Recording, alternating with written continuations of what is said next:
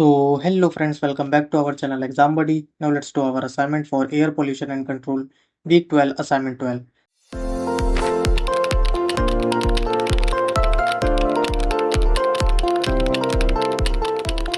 So the first question is, according to India's National Ambient Air Quality Standards for PM 2.5 in industrial, residential, rural and other areas, what is the specific maximum permissible concentration level for the annual time weighted average?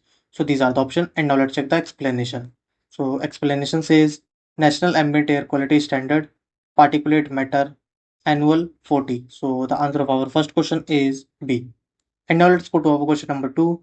Which material is used for the standard 47 filter paper employed for collecting PM 2.5 in the gravimetric sampling method? So these are the options and now let's check the explanation.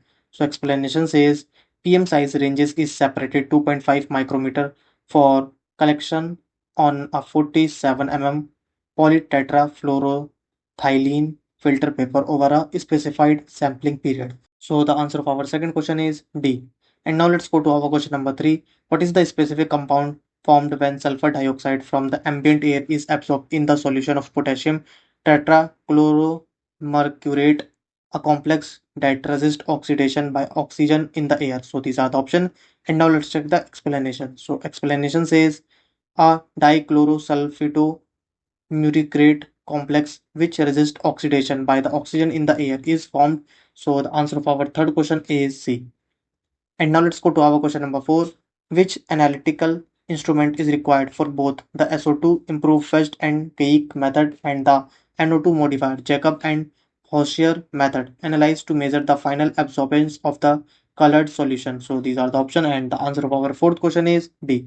Spectro photometer. And now let's go to our question number 5. After the color development interval, at what specific wavelength should the absorbance of the sample and reagent blank be measured when analyzing the concentration of nitrogen dioxide? So these are the options. And now let's check the explanation. So explanation says measure and record the absorptions of samples and reagent blank at 560 nm. So the answer of our fifth question is A. And now let's go to our question number 6. What is the fundamental requirement for isokinetic sampling in stack emission monitoring? So these are the options and now let's check the explanation. So explanation says isokinetic sampling, a sampling at such a rate that the velocity and the direction of the gas entering the sampling nozzle is the same as that of the gas in the duct stack at the same sampling point. So the answer of our sixth question is C. And now let's go to our question number 7. The determination of gaseous pollutant sulfur dioxide using this method involves separating the SO2 fraction and then measuring it using which specific analytical technique? So these are the options and now let's check the explanation. So explanation says a gas sample is extracted from the sampling point in the stack. The sulfuric acid mixed including sulfur trioxide and the sulfur dioxide SO2 are separated. The SO2 fraction is measured by the barium thorium titration method. So the answer of our seventh question is B. And now let's go to our question number 8. What is the primary physical principle used by the multi-gas monitor to measure CO2 concentrations? So these are the options and now let's check the explanation. So explanation says carbon dioxide absorbs light at a very specific wavelength. So the answer of our eighth question is B. And now let's go to our question number 9.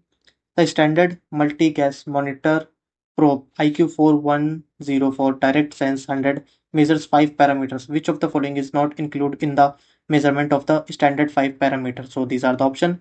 And now let's check the explanation. So explanation says the multi-gas monitor is used for the measurement of the 5 parameter temperature, percent relative humidity, carbon monoxide. So the answer of our ninth question is D. And now let's go to our question number 10. The EDM 164 dust monitor used a specific principle to detect and classify dust particles. What is the fundamental measurement principle utilized by this model? So these are the options and now let's check the explanation.